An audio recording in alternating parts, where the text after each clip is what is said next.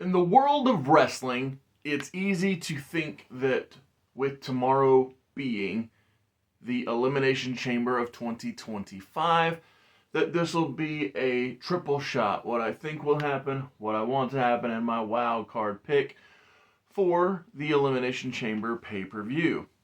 I mean, what am I going to say? I think that Cody won't sell his soul. I could. I want for Bianca to challenge Rhea at WrestleMania? Sure. And my wild card pick is Randy Orton RKO out of nowhere. Sami Zayn wins over Kevin Owens in the match that can go anywhere and do anything. Sure, that could be the whole video, but I did that in less than a minute. And so I'm going to tell you now, way too early, how I would book night 1 and night 2 of WrestleMania in Las Vegas.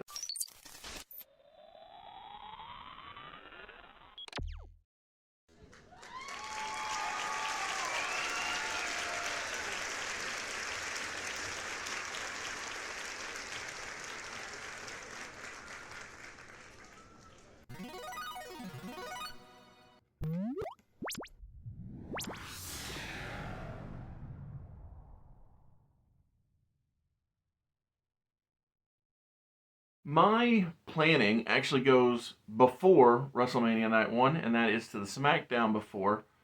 And here I have two matches because if I didn't do these two matches before WrestleMania, I felt like I was going to have too many multi-person storylines playing out over the two nights. And so to kind of clean it up, make it make sense, I booked a United States Championship ladder match on the SmackDown before WrestleMania. And those participants are United States Champion Shinsuke Nakamura defending against LA Knight, yeah. The Miz, Damian Priest, Drew McIntyre, and Big Jim, Jimmy Uso.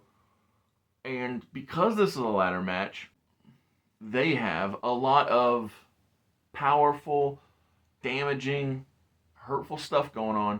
But in the end, Big Jim walks away with the U.S. title because, well, you'll see at the end of night 1 of WrestleMania. And the other thing that I have planned out, booked out, figured out for the night before is a women's tag team championship match where Alexa Bliss and Nikki Cross come together. Now, granted, it will have been established throughout the time leading up to this that Bliss is welcomed back into the family setting of the Wyatt Six, and Bliss and Cross beat Liv and Raquel from the Judgment Day to get babyface tag team champions. No knock on Liv and Raquel. I think they're both fine to good wrestlers, but it's just a way for the SmackDown before WrestleMania to have a babyface pop and for the spirit of Wyndham Rotunda to have some positivity. At the start of night 1 of WrestleMania, we have Sami Zayn and Kevin Owens opening the show. And the reason I presume that the match at Elimination Chamber is unsanctioned is so that they can sanction a wild Hell in a Cell match for WrestleMania. Because if Sami wins an unsanctioned match, technically he won no match at all. So here I have Kevin Owens going over winning in the sanctioned Hell in a Cell match. And it's also a Raw versus SmackDown because Sami's technically on Raw and Kevin's technically on SmackDown.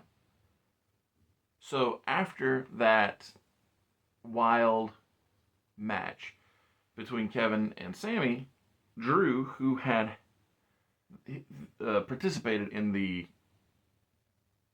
United States ladder match the night before, he comes out and he issues an open challenge.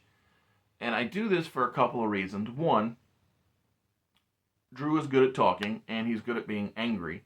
But also, that way we get the LA Knight music hit pop, but Damian Priest interrupts him. They both battle on the ramp when we hear no man is ever truly good, no man is ever truly evil, and the return of Aleister Black happens here at WrestleMania in Las Vegas.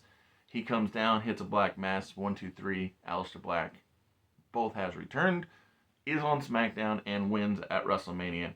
And so the reason that I'm having it go that way is so that you don't have to have a whole lot of thought put into an Aleister Black return storyline. It's kind of like Cody, where you just eased right into it, where Cody took on Seth. It made sense. It was entertaining. It was fun. It was good. And same here. Like, Drew is good at being angry. He's good at cutting promos. And Aleister Black is great at the Black Mass. So after the return of Aleister Black, we have the continuation of making former AEW wrestlers look good when we have Penta team with Rey Mysterio to take on the hot heel act of the New Day. This is me assuming Big E will not be cleared in time for a WrestleMania match. If he is, obviously, you change routes and do something with Big E in the New Day.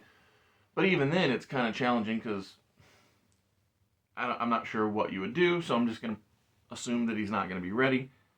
And so Penta goes over in this match. Perhaps, maybe, Big E could make an entrance-style return interruption type thing. But then again, with me having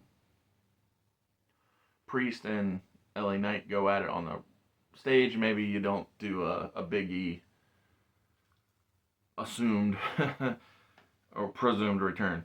So, I don't know. Like I said, just assuming Big E's not going to be cleared. Up next, I call this one Love Turns to Hate, when Solo Sikoa takes on Jacob Fatu, who is accompanied by Tama Tonga. But during the match, as the match plays out, we get the debut of Tala Tonga, who is Hikuleu. And so Solo falls to Jacob Fatu, which then proves to, well, it doesn't prove, but what I mean is, what it does is it sets up for the reunion of all three of the Uso brothers at some point throughout the year, with Jimmy and Jay being on the same side, and Solo being poised to turn good to team with his brothers. And that would be perfect since Tongaloa, Tama Tonga, and now Tala Tonga are all on the same page in the same promotion. So, next up I have Roxanne Perez taking on Lyra Valkyria for the Raw Women's Intercontinental Championship. I have Lyla retain because, in my mind, with her recently winning, or, being the first champion, I think it'd be good to have her keep the title at WrestleMania. And you could also presumably have Bayley be the reason that Roxanne loses, maybe. That way it gets her on the card.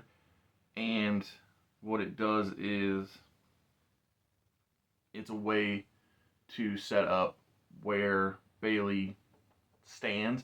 Because, no knock on her babyface role, but, just put her on the heel side and let her come at it from a different direction. Because, yeah, her turn on Damage Control was fine for a period, but most of her babyface run was irrelevant-ish. And on that exact same subject of not wanting things to be irrelevant, Tiffany Stratton, in my opinion, must defeat Charlotte Flair at WrestleMania, again, to retain her women's championship, because without her beating Charlotte in the semi-main event of night one, I'm just not sure what was the point of her winning the title. I mean, yeah, Tiffy in the bank and all that, but, you have to win when put up against the the seemingly unstoppable force of Charlotte Flair. And the main event of night one, I perceive would, could, and should be main event Jey Uso defeating, dethroning, taking the world title off of Gunther and more importantly, doing a modernized celebratory champion and champion pyro and all the streamers and all the lights and the crowd going wild with Big Jim coming out with his U.S. title, main event Jay with his world title, hugs, arms raised, and everybody goes home happy on night one. The reason I think that that is so invaluable is because of just the idea of good triumphing and people being pleased and happy. Thank you for being here at Mr. Super Oz. This video is going out, and this channel only exists because I, Oz, founded Gamble Comics, which first release was Everlasting Survivors, a 68-page graphic novel called All Day Long. Available now. Follow the link in the description that will take you to gamblecomics.com. While there, you can get hats, shirts, posters, much, much more, but most importantly, the story itself. Coming soon from Gamble Comics, BC Brute. To kick off night two, I think the pomp and circumstance of the Women's United States Champion, Chelsea Green, defending against a heel, Piper Niven, who will have had turned on her en route to Mania, could be great. And once again, with the same logic I had with Lyra, having Chelsea retain, I think, is very beneficial to setting up the importance of being that first champion. So I just called the next match Celebrity Match, but in reality, it's Logan Paul versus AJ Styles, because Logan Paul is the antithesis of AJ Styles. He is handed things, whereas AJ had to work hard for them. It's, a veteran who can deliver versus a guy who is barely there, but also delivers. But as John Morrison said, you should be able to deliver if you're hand chosen by the company and coached up by Shawn Michaels. Logan Paul goes over because AJ really loses nothing by losing anything, because I feel like AJ could probably lose forever on and be fine. Elimination Falls Count Anywhere tag team match for the SmackDown Championships. I have Motor City Machine Guns, Street Profits, DIY, and Pretty Deadly. It's pretty standard fare. It's the teams that are actively going right now, doing things that make sense. And so I have Motor City Machine Guns coming out with the titles because, I like Sabin and Shelley. There's that relationship with TNA. I highly suspect they'll be a part of the TNA DLC pack for 2K25, assuming there is one, and just because of their long-standing relationship with the company. Next up, I have Rhea Ripley versus Bianca Belair for the World Championship. Bianca winning the Chamber. And yeah, it's kind of a coin flip in this one. Does Rhea need the title? She's had it for a while. She was in the top storyline for quite some time. If Bianca wins, is it revealed that she and Naomi were both involved in taking Jade Cargill out, and then that is what makes it make sense for Bianca to win the title, for Jade to then go after it while she has it? So I'm going to say Bianca wins the title off of Rhea. Up next is that grudge match I was just alluding to, which is Jade versus Naomi. And yeah, so I'll just go ahead and straight say Bianca uses the title that she won in the prior match to knock out Jade. Naomi gets the first 1-2-3 victory over Jade Cargill. So the funny thing about the semi-main event of night 2 is I'm not even sure I really want this to happen. Like, I could very easily see an argument being made that Seth Rollins versus Roman Reigns versus CM Punk at WrestleMania is unnecessary, and potentially the better match would be Seth versus Roman. But because Elimination Chamber isn't over, finished, and we don't know what's going on. I'm just going off of the assumptions that were presumed from the Royal Rumble, which was all these guys fought on the outside. And so, if this is the way we go, if we do have that triple threat, I think CM Punk probably needs the win the most, or maybe not needs is the wrong word, but like Roman's a made man, and Seth can take not losing as a way to continue pushing him toward, let's say, Drew McIntyre and Kevin Owens levels of I was right and you were wrong type characteristics. So I think that Punk would win if he was in that match.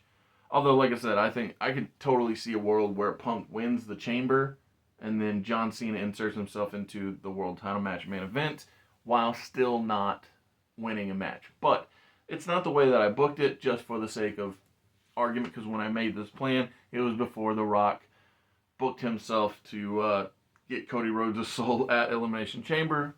And as I said before the open, I said that I didn't think Cody was going to give it up freely. So in my previous plan, John Cena would main event with Cody Rhodes and Cody would retain. Because, again, it was the idea that does John really need to win this match? Whereas I think Cody gets more out of retaining, whereas other than what John does by winning. But again, I could see a world where Punk won the Chamber, John puts himself in, and then John beats either Cody or Punk with help from The Rock, which would have, been a reimagined version of Stone Cold and Vince McMahon shaking hands at WrestleMania 17. So I have a couple things booked for the Raw after WrestleMania. You may have noticed that the Men's Intercontinental Championship wasn't defended at WrestleMania, just like the United States, a Men's United States Championship wasn't. So on the Raw after Mania, I have a first-time main roster match, which is the Iron Survivor match, where Braun Breaker, AJ Styles, Ludwig Kaiser, Sheamus, Pete Dunne, all go at it for 25 minutes, and in the end, AJ Styles and Sheamus tie with the most falls, but because neither one of them are the clear winner, Braun retains the title. And it's a major controversy. It's a way that the match hasn't been done before, but it's a way so that I can set up Braun Breaker defending against AJ and Sheamus at the follow-up pay-per-view. And like I said, it's a modern match, a new match, just something different for the Raw after WrestleMania. In Raw after WrestleMania tradition, we'll have not a big debut, because the big debut happened at WrestleMania, but a couple of major returns. So, Karrion Kross, I thought, man, it wouldn't it be interesting if he aligned himself with Dominic Mysterio, because Dom keeps wanting to bring new members into the Judgment Day since JD McDonough got hurt, Damian Priest is out, Rhea's out. And so I thought, wouldn't it be interesting if Kross was the guy that Dom brought in? And so with that, I have him taking on a returning Demon Balor, and so Finn wins over Kross on the Raw after Mania. And with Bianca's big reveal of being behind the Jade Cargill attack, I thought that Becky returning on the night after WrestleMania could be good for the Raw. And I have the return of Randy Orton as the big event of the SmackDown after Mania, where he would RKO Cody and basically say how that Kevin was right. Even though Kevin took him out, Randy sees his perspective, and it's a way to get Randy in what I perceive to be his best alignment, which is the big bad evil character. There's a chance none of this happens. There's a chance some of this happens. But it's all for fun. And like the title says, it was my booking of WrestleMania way too early. So thank you for tuning in. And if you've made it this far, come back on Monday when I do my first ever live stream on the channel Mr. Super Oz, where I try to promote and get the word out about my Indiegogo campaign for BC Brute, which is fastly approaching the finish line, and it has not even yet reached the 50% funded mark. Now, it is a flexible goal, not a fixed goal, so the book is coming out. Everything is back. All the art is done. All the letters are done. The dedication's written. The credits are there for the last, backside of the cover, so it's all ready to go. All it needs is that love from the audience to get that growth so that everybody can have a good time. Thank you. Enjoy.